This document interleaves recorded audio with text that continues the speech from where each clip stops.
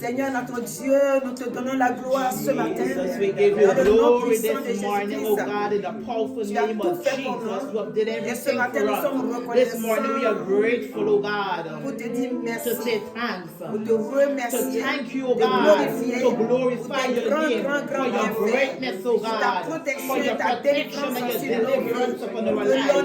Let honor and glory and praise be to you and you only. In the name of Jesus Christ. Amen. Alléluia. Viens vous asseoir en sa présence et que le Seigneur vous bénisse abondamment ce matin. Alléluia. Nous saluons tous nos frères et sœurs et ceux qui vont nous découvrir, que Dieu les bénisse aussi. Alléluia. Nous continuons toujours dans l'adoration de notre Seigneur. Cette fois-ci, c'est dans la parole. Car Dieu n'a rien fait sans sa parole. Et donc, ce matin, nous ne pouvons pas rester seulement que ce qu'on a déjà fait sans aller dans la parole. Le mercredi, le Seigneur nous a donné la force. On a pu se tenir devant lui ici et il nous a parlé que nul ne peut servir 2 maîtres. Et sinon, il ira l'un et il va aimer l'autre. C'est dans ça que nous étions. Et donc, on continue, mais on ajoute encore autre chose là-dessus. Alléluia. Donc, ce matin, voici le thème que le Seigneur nous donne ce matin. Jérémie, il a parlé. Et ce matin, c'est pour toi, c'est pour moi. Dans Jérémie 17, 14, dit, guéris-moi, Éternel, et je serai guéri. Sauve-moi, et je serai sauvé. Car tu es ma gloire. Alléluia. Ce matin, la seule personne qui a le pouvoir, l'autorité, la compassion, l'amour, la puissance, qui a déclaré aussi dans Matthieu, tout pouvoir m'a été donné dans le ciel et sur la terre. Cet homme-là, il s'appelle Jésus-Christ de Nazareth. Et donc, ce matin, tu vas dire avec moi, guéris-moi, Éternel. Guéris-moi, Éternel, et je serai guéri. Sauve-moi, et je serai sauvé. Alléluia. Que Dieu vous bénisse. Et donc, ce matin, la parole que Dieu nous donne encore par son Esprit Saint, c'est dans le même ordre. Et comme je disais tout à l'heure, nous sommes dans Jérémie 17 et nous allons commencer à lire à partir du verset 4 d'abord. Quand le Seigneur nous dit, nul ne peut servir 2 maîtres. Alléluia. Il dit, nul ne peut servir 2 maîtres. Ça, c'est dans Matthieu 6 que nous avons lu le mercredi. Matthieu 6, 24. Ce matin, il ajoute dessus. Dans Luc 16, 13, il dit, nul serviteur. L'autre, c'est Matthieu, c'est nul. Maintenant, il clarifie. Il dit nul serviteur, c'est-à-dire que si tu es son serviteur ou sa servante, il dit nul serviteur ne peut servir 2 maîtres, car il haïra l'un et aimera l'autre. Si Dieu doit nous guérir, si Dieu doit prendre soin de nous, nous devons l'adorer que lui seul. Et la pensée, l'idéal de Dieu pour nous, sur la terre ici, c'est que nous soyons bénis, et que nous soyons en bonne santé, et que nous soyons, c'est-à-dire son image, nous soyons l'image de Dieu. La Bible déclare que personne n'a jamais vu Dieu. Mais Dieu, il t'a choisi, il t'a créé, que tu es son image. Parce que la parole déclare et que nous sommes son image. C'est pour cette raison, quand tu es son image, tu dois le servir que lui seul. Et partout tu mets les pieds, ta façon d'agir, la façon dont tu te comportes, on voit déjà une bonté en toi. On voit la gloire de Dieu sur toi. On voit des bonnes œuvres en toi. Et cela reflète Dieu. Dieu que tu le représentes sur la terre. Dieu que tu dois servir lui et lui seul. Et donc, c'est pour cette raison, dans Psaume 118, Dieu va nous dire, mieux vaut chercher un refuge en éternel que de se confier à l'homme. Mieux vaut chercher un refuge en éternel que de se confier au grand. Pourquoi Dieu dit ça? Nous devons nous confier quand Dieu le seul. Nous devons nous faire confiance. Quelle que soit la pluie, quel que soit le soleil. C'est-à-dire, je vais dire que ça soit beau temps ou mauvais temps. Et pour Dieu, c'est l'homme qui dit mauvais temps et bon temps. Mais Dieu, tous les temps sont bons pour lui. Alléluia. Qu'il tombe de l'eau ou qu'il fasse au soleil, tout est bon pour Dieu. Parce que Dieu, il ne fait rien pour rien. Toutes choses que Dieu touche, c'est pour ton bien. C'est pour nos biens que Dieu fait chaque chose. Donc ce matin, il est en train de nous dire, moi je vais vous bénir. Mais je demande que vous me servez, que vous m'aimez, que vous me connaissiez, que vous sachiez que je suis Dieu, que vous sachiez que je vous ai sorti de l'esclavage. C'est pour cette raison que vous ne devez pas provoquer ma colère. Regardez dans Somme 17, Jérémie 17 là, il va dire au verset 4, tu perdras par ta faute. Il dit bien par ta faute. L'héritage que je t'avais donné, je t'asservirai à ton ennemi dans un pays que tu ne connais pas, car vous avez allumé le feu de ma colère et il brûlera toujours. C'est ainsi maintenant au verset 5, ainsi par l'Éternel, maudit soit l'homme qui se confie dans l'homme, qui prend la chair pour son appui et qui détourne son cœur de l'Éternel. Voici Dieu. Personne ne doit allumer la colère de Dieu. Parce que si tu allumes la colère de Dieu, ça veut dire quoi allumer la colère de Dieu? Manque de foi, faire semblant, ne pas croire au Saint-Esprit, au don de Dieu, ne pas croire au miracle de Dieu, ne pas croire à tout ce que Dieu a créé et essayer d'imaginer dans ta pensée. Oh, ça là même peut-être les gens ils mentent. Oh, la Bible m'a été écrite par les hommes. C'est-à-dire tout pour toi, tu ne crois rien. Tu es en train d'allumer sa colère. Toute personne qui met en cause l'existence de Dieu. Quand Hébreu nous dit que Dieu existe réellement. Et toute personne,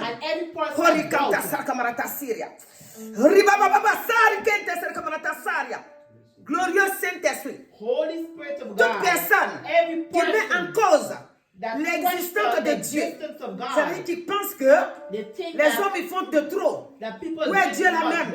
On ne l'a jamais vu. Non. Mon frère, ma soeur, Jérémie, il a vu la grandeur de Dieu. Il dit, Seigneur éternel, guéris-moi et je serai guéri. Sauve-moi et je serai sauvé. Ce matin, mon frère, ma soeur, tu peux crier là où que tu es. Même si tu es à l'extrémité de la terre, tu dois crier, Jésus-Christ mon roi, sauve-moi, sauve-moi, sauve-moi. Et il viendra à ton secours. Il est venu pour ça. Et son esprit règne dans le monde. Amen. Son esprit agit puissamment. Amen. Et son esprit travaille. Et celui qui veut voir le Saint-Esprit se manifester, qui veut voir que Jésus existe réellement, il doit se donner au Seigneur. Il doit se concentrer au Seigneur. Il verra que réellement Jésus-Christ est présent. Tu ne doutes pas. Amen. Il dit, moi, je crains les paroles de Dieu. Il dit ainsi par l'Éternel, maudit soit l'homme qui se confie dans l'homme, qui prend la chair pour son appui. Ça veut dire quoi? What does it mean? Tu as détourné ton cœur de Dieu. You turn your heart et maintenant tu t'appuies sur l'homme. Tu dis, ah moi, ceux-là ils me font du bien. Moi je préfère les croire, compter sur eux. Si j'ai des besoins, ils viendront à mon secours. Quand ils crient, tu trembles. Mais quand on met la parole de Dieu, tu détournes ton regard.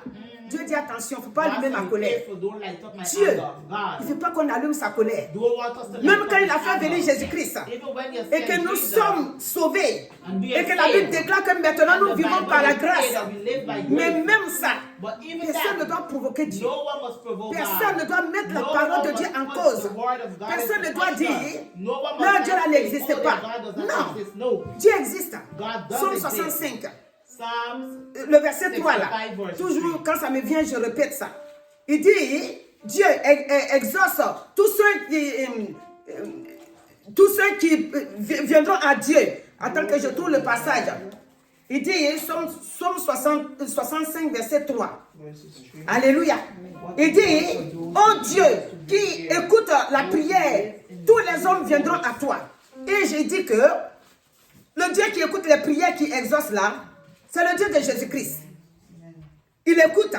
Il va t'exaucer. Vous savez, Dieu, il ne nous pousse pas au mal. Il ne nous abandonne pas. Il ne veut pas que nous souffrons. Regarde ce qu'il va ajouter maintenant. Le verset 6 dit, dans toujours Jérémie, il dit, il est comme un misérable, c'est-à-dire que celui qui a détourné son cœur de Dieu. Il dit, il est comme un misérable dans le désert. Et il ne voit point arriver le bonheur. Il habite les lieux brûlés du désert, une terre salée et sans habitants. Maintenant, ça c'est celui qui tourne son regard, c'est-à-dire Dieu n'est pas dans son cœur. Il a abandonné la main de Dieu. Dieu dit que celui-là, il a allumé sa colère et c'est lui que tout ça peut lui arriver. Mais toi ce matin, qui m'écoutes, voici ce que le Seigneur dit pour toi. Il dit, béni soit l'homme qui se confie dans l'Éternel et dont l'Éternel est l'espérance. Il est comme un arbre planté près des eaux. C'est-à-dire toi, aujourd'hui qui m'écoutes, ta vie est déjà préparée, garnie, bénie par Dieu. Il dit, il est comme un arbre planté, tu ne sèches jamais, planté près des eaux et qui étend ses racines vers le courant. Il n'aperçoit point la chaleur quand elle vient. C'est-à-dire quand les difficultés arrivent, Dieu met ça, tout ça dans la chaleur, tu ne les vois pas. Et son feuillage reste vert dans l'année de la sécheresse. Même quand il fait chaud, tu restes verdoyant. Il n'a point de crainte et il ne cesse de porter du fruit. Toi qui m'écoutes aujourd'hui, le Seigneur dit, tu ne cesseras de porter du fruit parce que tu le crains. Tu l'as choisi comme ton Dieu. Pour cela, il t'a béni, il te garde, il te protège et tu donnes beaucoup de fruits. Vous pouvez lire jusqu'au 17. Alléluia. Et je vais terminer avec le 17, je saute. Il dit, ne sois pas pour moi un sujet de froid. Ça c'est Jérémie qui parle. Toi, mon refuge, au jour du malheur. C'est-à-dire, quand les difficultés vont venir, sois là pour me secourir. Alléluia. Donc, ce matin, Dieu est un Dieu compassion, un Dieu de compatissant, un Dieu compatissant, un Dieu qui fait grâce, un Dieu qui libère, un Dieu qui sauve, le Dieu qui ne nous laisse pas dans la honte ni dans la confusion. Il dit un serviteur, celui-là même, et qui m'a choisi comme son Dieu, il verra ma gloire, il verra ma puissance, il verra que je suis là pour lui. C'est pourquoi Jacques 3:9 va nous dire, notre bouche là, ça doit bénir et ça ne doit pas maudire. Le Seigneur nous a déjà donné ce verset là ici. Il dit par elle, nous bénissons le Seigneur, notre Père, et par elle, nous maudissons les hommes, faits à l'image de Dieu. Nous devons préparer notre bouche. Notre bouche doit élever Dieu, doit glorifier Dieu, doit magnifier Dieu. Parce que pourquoi? Cette bouche-là, par elle, sort la vie.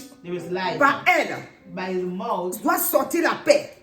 C'est pour ça que Proverbe va nous dire que la langue là que nous avons, il y a la vie et la mort là-dessus. Si tu prononces la vie va venir. Nous devons prononcer que la vie. Parce que Dieu, son premier but, c'est que nous vivions, c'est que nous soyons bénis, c'est que rien ne puisse nous manquer. C'est pourquoi David va dire dans Somme 23, il dit, l'Éternel est mon berger, je ne manquerai de rien. David, il a fait tout le tour. Il a vu que chaque fois qu'il doit manquer quelque chose, quand il a crié à Dieu, cette chose-là s'est accomplie. Amen. Alléluia. Amen. Donc ce matin, vu que Jérémie dit, guéris-moi, je serai guéri.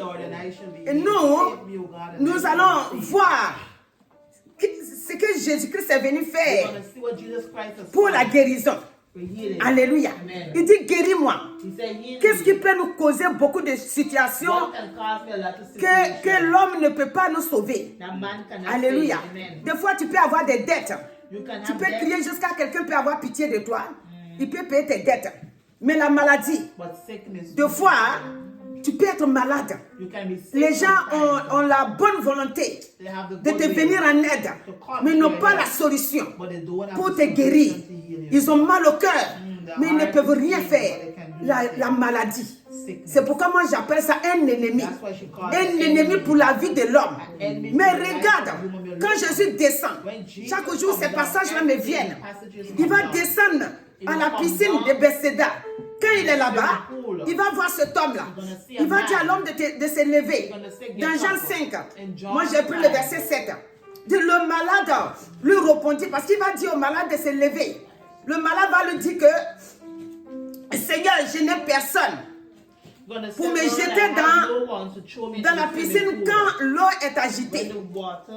Et pendant que j'y vais, un autre prend ma place, c'est-à-dire un autre descend à ma place. Ce matin, mon frère, ma soeur, tu es comme cet homme. Il a des situations, où tu as des situations. Et ces situations-là, si Dieu n'intervient pas, si Dieu ne vient pas à ton secours, personne, les gens ont la bonne volonté. Mais chacun cherche son propre intérêt. Ceux qui ont le pied et qui peuvent marcher, quand l'eau est agitée pendant que l'ange descend dedans, personne ne dit, il y a longtemps que tu es couché ici. Maladie de 38 ans. Mais personne n'a eu ce cœur-là pour dire, je te donne ma place aujourd'hui. L'ange est tombé dans l'eau, moi je viens te prendre et je te mets dans l'eau pour que toi tu quittes là aujourd'hui. Prochaine fois, je vais courir partir. Personne n'a pu faire ça. Mais le Seigneur Jésus-Christ, il va faire ça pour cet homme-là. Il va lui dire, prends ton lit et marche. Et cet homme va prendre son lit. Et il va quitter cet endroit-là. Alors aujourd'hui, je prophétise sur ta vie. Pour dire de prendre ce qu'il te faut et de quitter cette même place-là que tu as occupée jusqu'à aujourd'hui. De quitter cette place-là. Le verset 6 dit, Jésus l'ayant vu coucher, parce qu'il ne peut rien faire, et sachant qu'il était malade depuis longtemps, lui dit, veux-tu être guéri? Est-ce que ce matin, quand tu écoutes la parole, est-ce que tu veux être guéri? Je ne parle pas de la maladie simplement, c'est-à-dire la maladie réelle seulement, mais dans tes situations. Veux-tu sortir de tes situations? Jésus-Christ est la solution. Jésus-Christ, je te le donne ce matin, qu'il est la solution. Il va dire à cet homme, quand l'homme dit, mais je n'ai personne, toi aussi tu vas dire, mais je n'ai personne dans ce pays-là, quand je suis rentré. Je ne connais personne. Je ne peux rien faire. Je ne sais même pas à qui parler. Mais le Seigneur Jésus est devant toi ce matin. Il te dit, lève-toi. J'ai ouvert les portes pour toi. Lève-toi et marche. Lève-toi et sois guéri de tout ce que tu es en train de pleurer là. Lève-toi et va. Alléluia. Sur cette terre, là où il n'y a pas de pitié, Jésus-Christ a pitié. Il a la compassion. Il est le seul qui a la compassion. On dit aussitôt, verset 9, aussitôt cet homme fut guéri. Donc aussitôt, quand tu mets ta confiance en Dieu, quand tu ne prends pas les hommes comme appui, mais que tu as tout en Jésus-Christ, il dit prends et marche et aussitôt la victoire te sera accordée. Donc ce matin, je déclare que la victoire c'est pour toi. Quel que soit ce que tu traverses, la victoire elle est pour toi. Regardez l'homme de 2000 démons. Je vois quand Jérémie dit dans l'Ancien Testament, il dit guéris-moi et je serai guéri, sauve-moi et je serai sauvé. Alléluia. Il dit parce que tu es mon refuge. Mais Jésus est venu nous dire ça. Et Jésus il a fait aussi pareil. Lui c'est lui qui demande. Mais Jésus lui il va venir nous donner. Alléluia. Il nous donne la guérison que nous avons tant soif et que nous ne pouvons rien faire. Il va dire les démons vont venir. On dit, il a mis le verset 13 de Marc 5 là. Il dit, il le leur permis. C'est-à-dire les démons lui demandent de ne pas les mettre ailleurs. Mais Jésus va accepter cela. Il est permis et les esprits impurs sortirent, entrèrent dans les ponceaux. Et le troupeau se précipita des pentes escarpées dans la mer. Et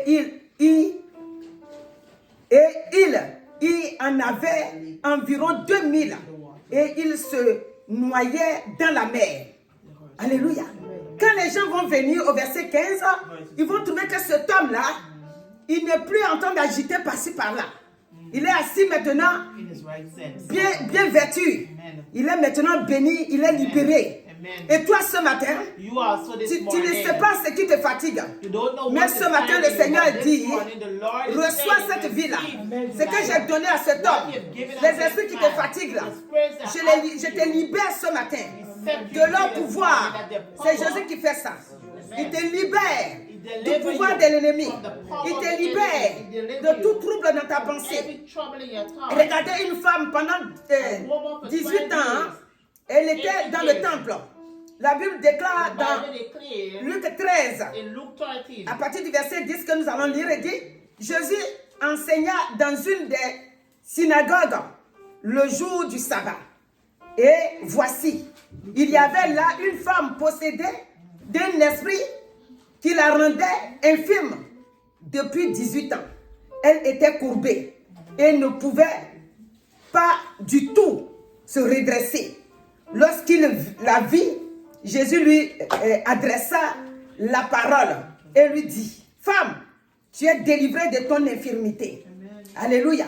Et maintenant, Jésus lui impose la main au verset 13 et la femme, elle est redressée. Ce matin, j'ai dit que le but de Dieu, le but premier de Dieu, c'est que l'homme, quand il a créé l'homme que nous sommes, il n'a pas voulu que autre chose nous possède.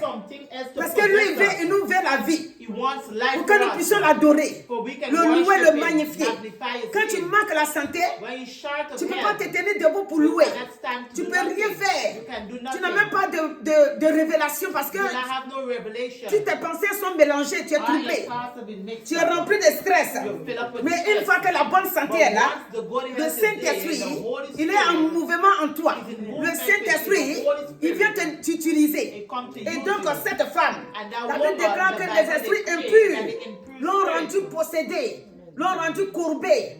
Mais Jésus-Christ, dès qu'il a vu, les gens sont passés, ils ont prêché, ils ont tout fait. Mais cette femme est restée courbée. Mais dès que Jésus a mis les pieds. Donc ce matin, quand tu entends le nom de Jésus, quelque chose de nouveau doit créer en toi. Tu dois savoir que Jésus qui opère les miracles, Jésus qui a transformé l'eau en vin, Jésus-Christ qui a dit à cette femme pendant 12 ans, que va ta foi t'a sauvé, c'est ce Jésus-là que tu entends sa voix aujourd'hui. Et qu'il est en train de te parler. Et que les portes qui ont été fermées devant toi, ces portes-là s'ouvrent. Et que les difficultés que tu traverses, ces difficultés-là, Jésus-Christ les libère. Il ouvre la porte pour que tu sois libéré. Et que l'amour de Christ puisse rentrer dans ton cœur. Parce que cette femme, après que Jésus lui ait imposé la main, la Bible déclare qu'elle s'est tenue redressée. Elle est devenue une nouvelle personne. Donc ce matin, celui qui donne la vie, celui qui veut qu'on se confie seulement qu'à lui, celui qui veut qu'on s'appuie sur lui, mais pas choisir un homme pour faire, c'est-à-dire la chair, pour faire son appui, mais on le choisit le Dieu pour faire, pour nous réfugier en lui, c'est-à-dire nous confier en lui, sans douter, sans stresser, sans raisonnement, mais que nous sachions que s'il a fait ça pour l'autre, je sais qu'il le fera pour moi. Alléluia. Et Jean 5 là, au verset 40, il dit, et vous ne voulez pas venir à moi pour avoir la vie. C'est ça. Si on ne veut pas se donner à Dieu correctement pour avoir la vie, on va traîner la bosse. On va traîner nos complications. On va traîner nos difficultés. La malédiction va continuer de nous poursuivre. Alors que le sang de Jésus a effacé la malédiction. Le sang de Jésus a brisé le plan de l'ennemi. Donc ce matin, si tu sais que Dieu le seul, tu auras la victoire. Tu auras la grâce de Dieu. Parce que Dieu, il t'a appelé. Pas pour que tu doutes, mais il t'a appelé pour que tu sois son serviteur ou sa servante. Et en tant que sa servante ou son serviteur, il te bénit. Alléluia. Il te donne la vie. Il te donne la victoire. Il te donne sa grâce. Donc ce matin, que Dieu, dans sa grâce, te bénisse abondamment. Comme il a résolu te bénir. Quand il t'a créé, il a résolu que le Dieu il va te bénir. Il va se glorifier en toi. Donc qu'est-ce qu'on peut dire? On peut dire plus de crainte. Plus de crainte pour celui qui est dans la main de Jésus-Christ. Plus de crainte pour celui qui a accepté Jésus. Alléluia. Et maintenant c'est de victoire en victoire. Donc nous allons nous tenir debout et nous allons bénir le Seigneur. Car celui qui guérit, celui qui sauve. Moi j'insiste toujours sur la guérison. Parce que l'ennemi, il rôde autour de nous. La Bible déclare que quand il rôde autour de nous, il cherche qui veut attirer dans les difficultés. Si tu as des problèmes simplement et que tu n'es pas malade, mais les problèmes te rendent comme malade. Tu ne peux pas aller nulle part. Partout où tu vas, tu es pensif. On te pose la question, mais qu'est-ce qui ne va pas? Tu dis, ça ne va pas. Moi, j'ai plein de situations. Je souffre. Parce que les problèmes que tu as t'ont rendu comme malade. Et tu ne peux rien faire. Mais si tu t'appuies sur le Maître lui-même, sur le Créateur, alors tu auras la victoire. Parce qu'il viendra à ton secours. Et même quand il y a la sécheresse veut dire quoi? Même quand tu n'as rien, Dieu voit ça comme une sécheresse dans ta vie. Mais il va venir faire que tu seras dans la victoire. Alléluia. Donc ce matin, on va prier. Parce que tu l'as choisi comme ton Seigneur et Sauveur. Donc tu es dans une terre bénie. Et tes feuillages ne seront pas séchés. Chaque jour, tu auras de la victoire. Tu auras la nourriture. Tu seras dans la paix. Sa protection sera sur toi. Son sang te couvre. Son esprit est avec toi. Tu reçois des révélations. Parce que tu t'es confié à lui. Tu t'es appuyé sur lui. Tu ne comptes pas sur l'homme. Tu ne t'appuies pas sur un homme. Ni sur qui que ce soit. Mais tu es avec lui. Et c'est lui seul que tu sers, que tu obéis, que tu crains, que tu comprends. Tu ne te troubles pas dans la pensée pour chercher qui est Dieu. Mais tu sais maintenant, Dieu c'est Jésus-Christ. Dieu c'est le Dieu de Jésus-Christ. Alors ce matin, Père, voici tes enfants debout. Seigneur, ils ont chacun à sa situation, chacun a ses besoins. Mais les voici ce matin. Seigneur, ils ont pris la solution. Ils ont pris la décision de t'appartenir, de te servir, d'être tes serviteurs. Seigneur, n'ont pas pris de Dieu. Ils t'ont accepté que toi et toi seul. Et ceux qui nous écoutent aussi pareil. C'est pour cette raison que maintenant, Seigneur, je déclare qu'ils sont guéris. Parce que Jérémie nous dit, guéris-moi et je serai guéri. Seigneur, ils sont guéris ce matin. Au nom de Jésus-Christ, ils sont sauvés ce matin. Oh, glorieux Saint-Esprit, sauvés de toutes sortes de situations négatives, situations d'attaque, situations de liens de parenté, côté maternel, paternel, situations héréditaires. Toutes ces situations qui les minent. Oh Seigneur, tu les guéris ce matin. Parce que leur situation n'est pas la situation des autres. Et les autres aussi, leur situation ne sont pas la situation à eux. Toi, tu les as appelés dans le but de leur montrer que tu es le Dieu qui bénit, tu es le Dieu qui libère, tu es le Dieu qui sauve. Le sang de Jésus-Christ a ôté toutes sortes de blocages sur la vie. La malédiction a été brisée. Et maintenant, les chaînes sont brisées. La maladie est brisée. La maladie est brisée. La maladie est brisée. Glorieux Saint-Esprit, merci de ce que ce matin, tu libères tes enfants. Tu leur donnes ta sagesse. Tu leur donnes ton intelligence. Et partout où ils mettent les pieds, comme tu nous as dit, tu leur donnes ce lieu-là en héritage. Amen. Seigneur, bénis tes enfants et que la gloire, l'honneur te soit rendue. Le foyer, le bon foyer, c'est pour eux. Amen. Les bons enfants bénis, c'est pour eux. Amen. Merci de continuer à les bénir même dans leur service. Yes, Lord. Sois élevé, Père, au nom de Jésus-Christ. Amen. Alléluia.